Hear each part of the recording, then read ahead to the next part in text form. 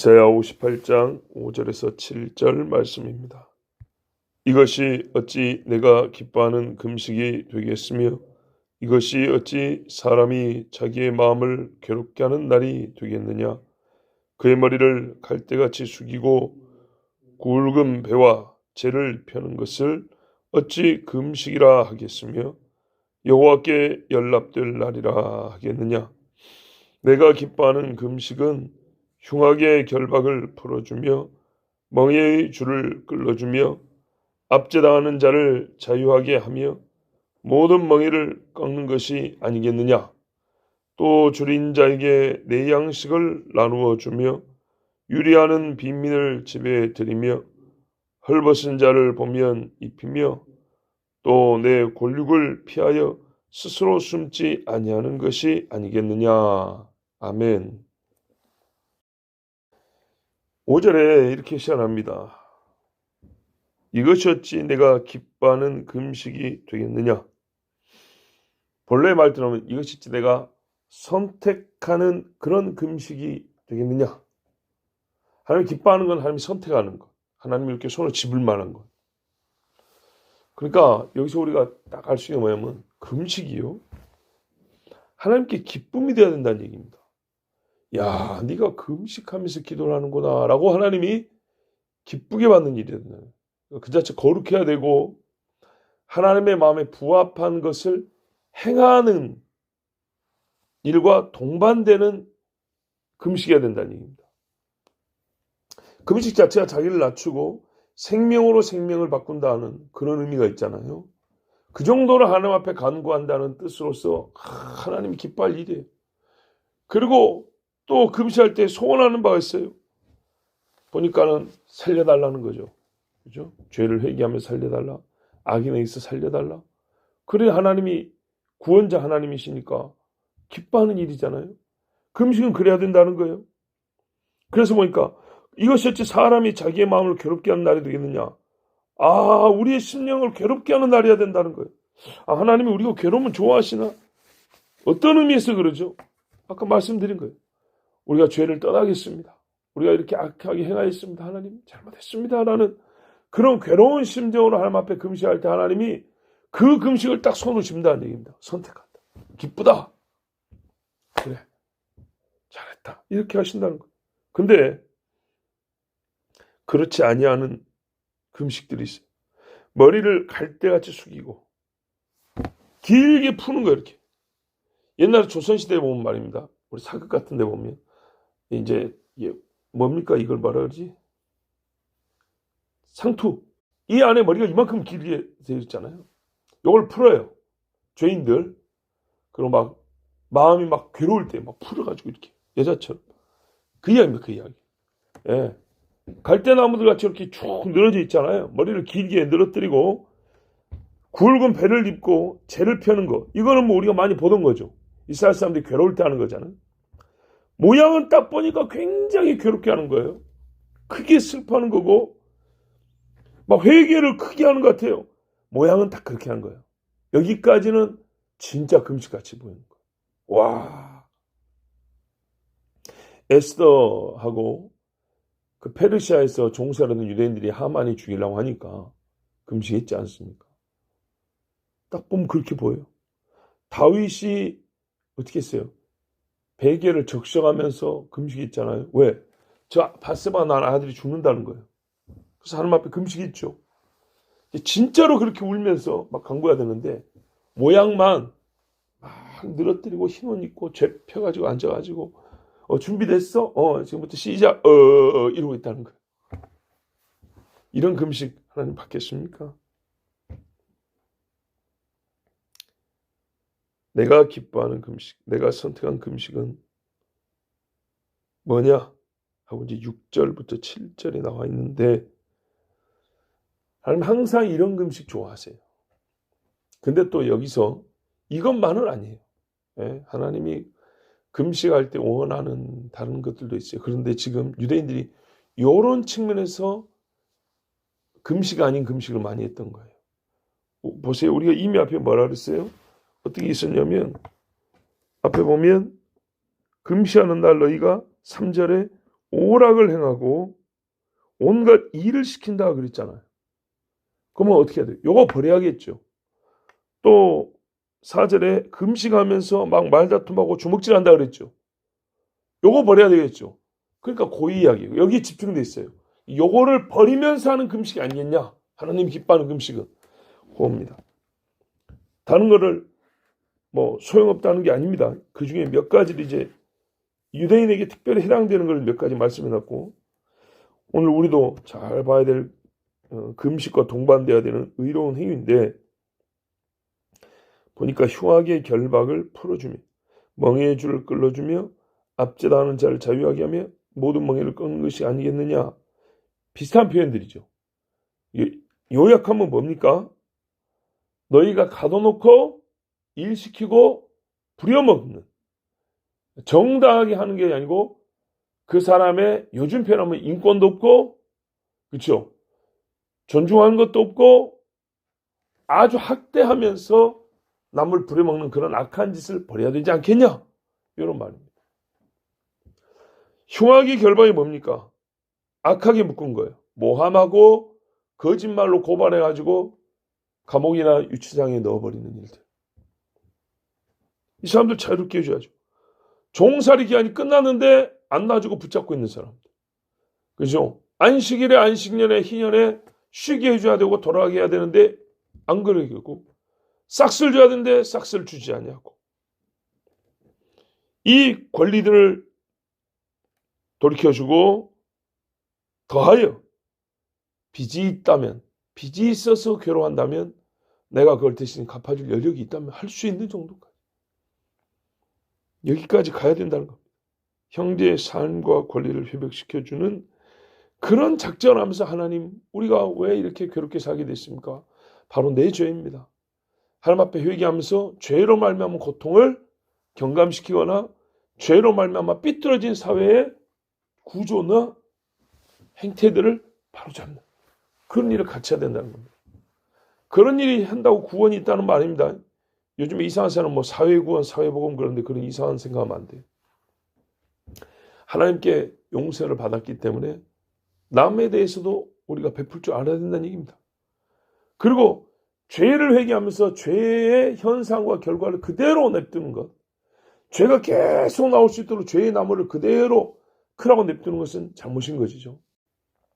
두 번째 이제 큰 일이 뭐냐면, 줄인 자에게 양식을 주고 유리하는 빈민을 집에드리고 벗은 자를 몸 입히고. 무슨 배고픈 자는 부족하잖아요. 먹을 게 부족하니까 먹을 거 주고, 집이 없는 자에게는 잠잘 곳을 도와주고, 옷 없는 자에는 옷을 입혀주고. 자, 필요한 거를, 가난한 자의 필요한 걸 채워주라는 얘기죠. 또 골육을 피하여 숨는 것이 아니다. 특별히 형제 간에, 친척 간에 이런 일이 있으면 어떻게 해요? 더욱 도와줘. 룻이 나오미하고 같이 돌아왔는데, 이 집에 먹을 게 있어야죠. 땅도 옛날에 다 팔고 왔거든요. 완전 거진 거예요, 거지. 그때 누가 도와줍니까? 보아스가 도와주죠. 룻이 정상적으로 품꾼으로 온 게 아니었습니다. 품꾼이 이삭을 줍는데, 그러고도 빠뜨린 거 있잖아요. 요거를 주워가도록 허락을 해준 겁니다. 율법에 그렇게 하라 했어요. 품꾼이 아니기 때문에 우리식으로 점심밥 안 줘도 되고 세참 안 줘도 되고, 아니 가서 공짜로 주워가는 것만 해도 얼마나 감사한 일인데요. 그런데 룻을 세참도 먹게 해주고 물도 마시게 해주고 품꾼처럼 그렇게 대해줬어요. 얼마나 고맙습니까? 거기다가 네가 누군지 안다면서 보리도 몇 대박 더 부어주고. 보았어야 됐어요. 나중에는요, 완전 알거지된 집에 내가 기업물을 짜가 되었다. 빚 다 갚아주고 내가 당신의 이름으로 가업을 이어주겠다. 이야, 대단하죠. 그래서 사람들이 칭찬을 했어요. 이런 일 말입니다.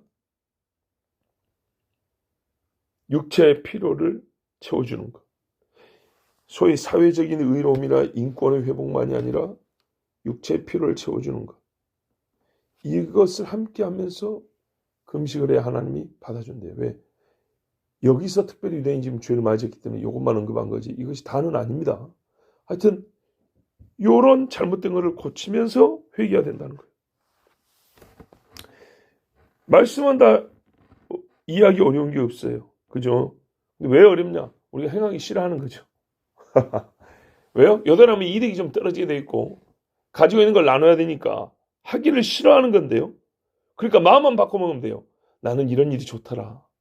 남 돕는 게 좋더라. 마음만 바꿔버리면 굉장히 쉬운 일입니다. 어려운 거 아니에요. 야고보서 2장 12절 17절 보면 너희는 자유율법대로 심판받을 자처럼 말도 하고 행하기도 하라. 긍휼을 행하지 아니하는 자에는 긍휼 없는 심판이 있으리라. 긍휼은 심판을 이기고 자랑하느니라.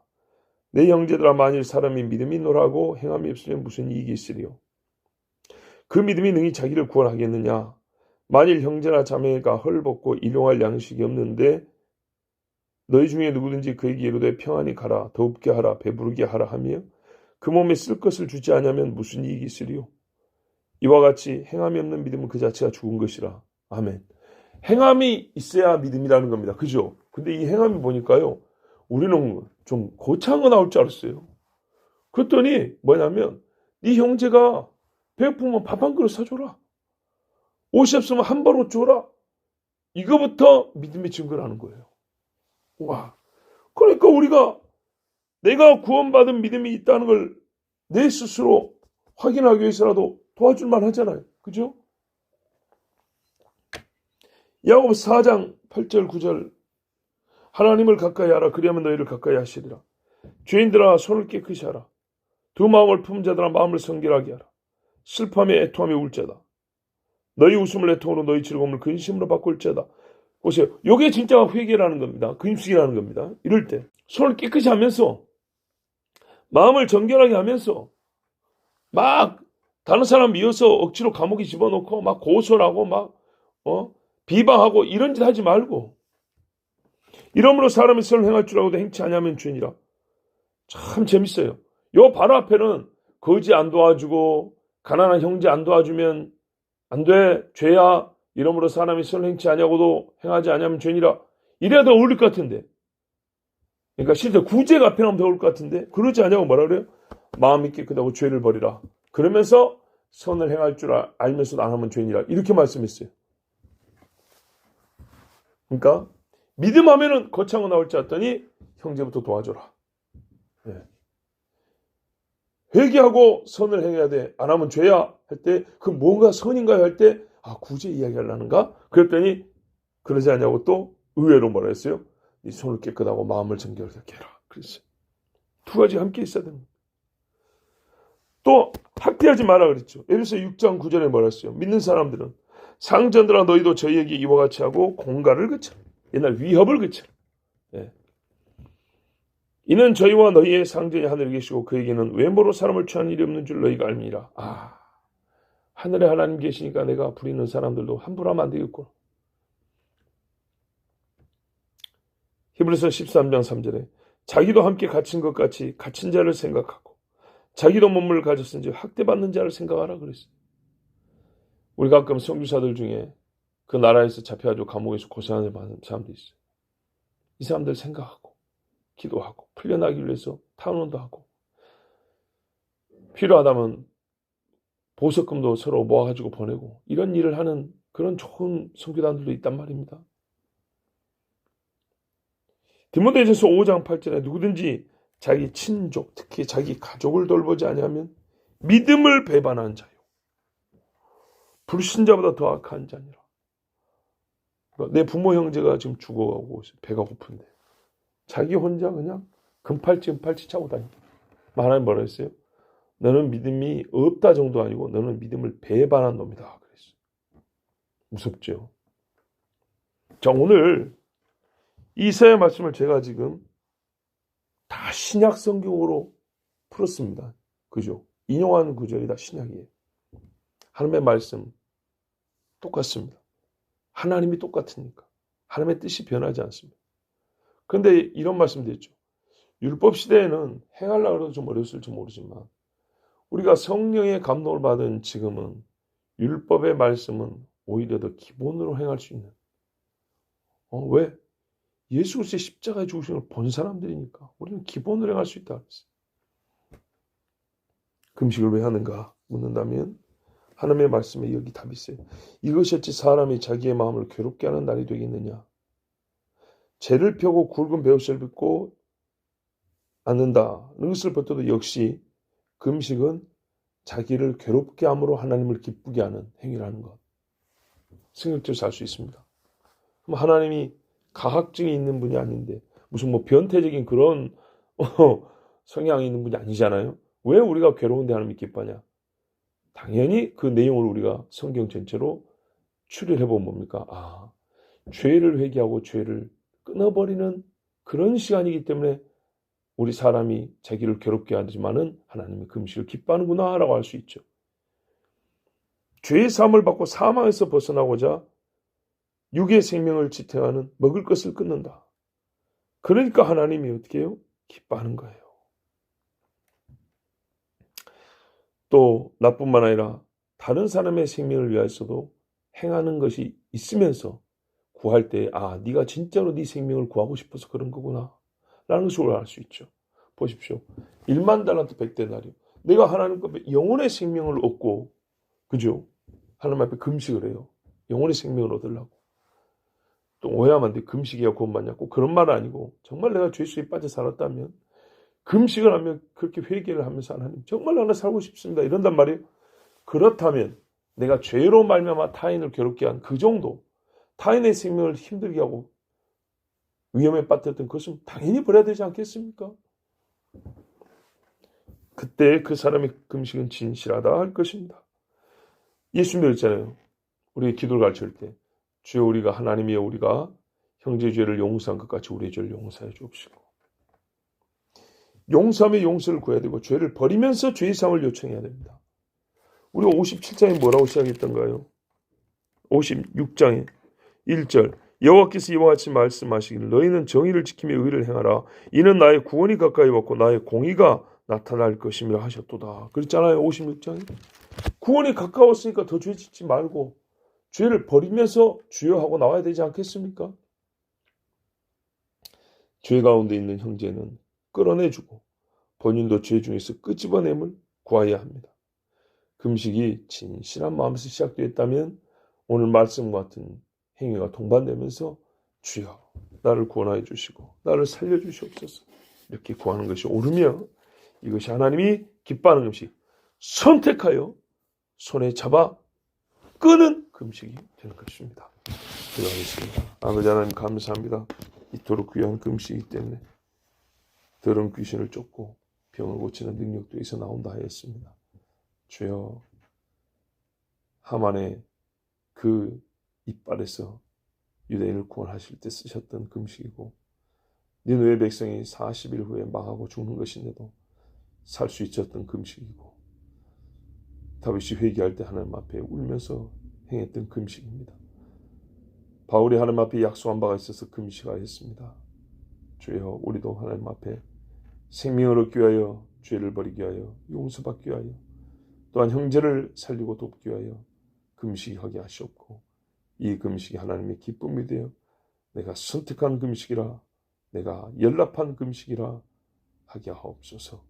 우리 주 예수 그리스도의 이름으로 기도하옵나이다. 아멘.